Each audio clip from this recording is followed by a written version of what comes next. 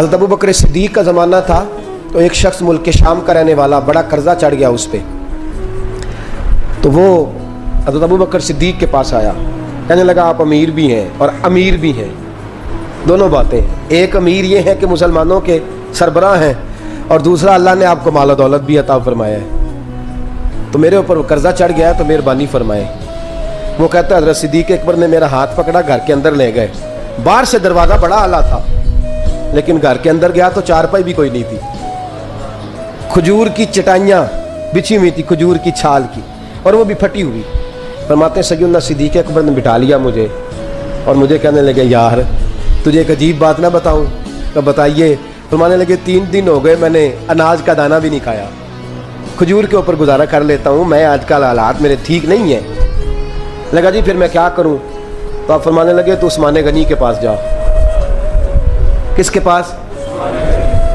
شخص کہنے لگا جی مجھے تو بہت سارے پیسے چاہیے۔ تو آپ نے فرمایا تیری سوچ وہاں ختم ہوتی ہے جہاں سے عثمان کی سخاوت شروع ہوتی ہے، تیری سوچ وہاں تو جو سوچتا ہے نا اتنے ملیں گے، تیری ختم ہوتی ہے سوچ جہاں سے عثمان کی سخاوت شروع ہوتی ہے، تو جا۔ کہنے لگا جی آپ کا نام لوں؟ فرمایا ضرورت ہی نہیں پڑے گی۔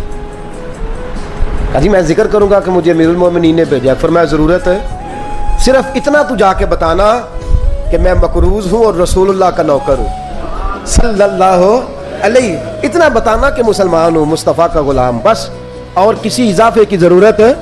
کہا جی وہ دلیل مانگیں گے؟ فرمایا عثمان خیرات کرتے تفتیشیں نہیں کرتا، عثمان اللہ کی راہ میں دیتے ہوئے تفتیشیں 10 روپے دینا اور 100 بات سنانا فقیر کو، تک تو نہیں نا، 10 روپے اور 100 قسم کے تانے نہ دے تو میاں چشم پوشی کر جا، تجھے کس نے اجازت دی ٹٹولنے کی، پھولنے کی اور کرودنے کی؟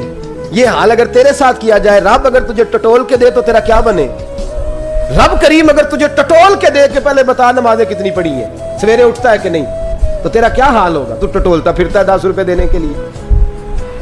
حضرت عثمان غنی کی عادت نہیں، وہ شخص کہتا ہے میں چلا گیا، پوچھتا پچھاتا دروازے پہ پہنچا، دروازے پہ دستک دی تو حضرت عثمان غنی کے اندر سے بولنے کی آواز ہے، اپنے بچوں کو ڈانٹ رہے ہیں، کہتے ہیں یار تم لوگ شہد کے اندر، دودھ کے اندر شہد ملا کے پیتے ہو، خرچہ تھوڑا کم کرو، اتنا خرچہ تم نے بڑھا دیا ہے، تم دودھ کے اندر دودھ بھی میٹھا شہد بھی میٹھا، ایک چیز کھا لو، کو بیمار ہو، 2 چیزیں استعمال کرتے ہو۔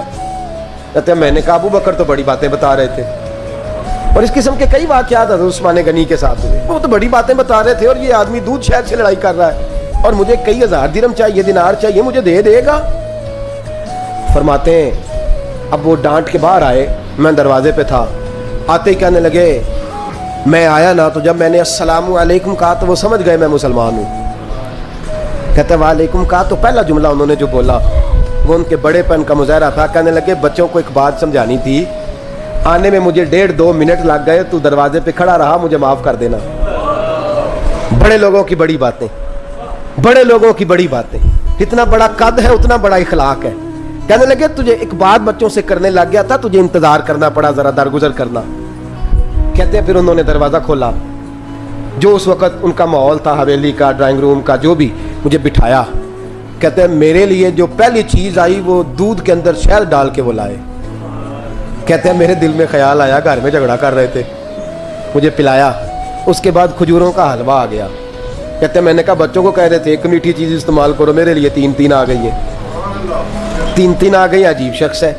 کہتے ہیں میں لیکن ابھی میرا تصور جمع نہیں، میں نے کہا اتنا تگڑا نہیں جتنا حضرت ابو بکر نے بتایا ہے۔ کہتے ہیں کھلا پلا کے نا پھر پوچھنے لگے کیسے آئے ہو، کیسے آئے ہو؟ تو کہتے ہیں میں نے کہا کہ جناب میں مجبور ہوں، آج بہت سارے لوگ ہیں نا جن کے پاس کسی کی بات سننے کا ٹائم ہی نہیں، کہتے ہیں موٹی موٹی بات کریں، آخری۔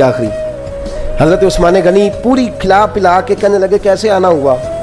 کہتے میں نے کہا جی میں مسلمان ہوں، ملک کے شام کے مضافات کے ایک گاؤں کا رہنے والا ہوں، کچھ کاروباری مشکلات آئیں تو میں مقروض ہو گیا، میرے اوپر قرضہ ہے، مجھے کچھ پیسوں کی حاجت ہے۔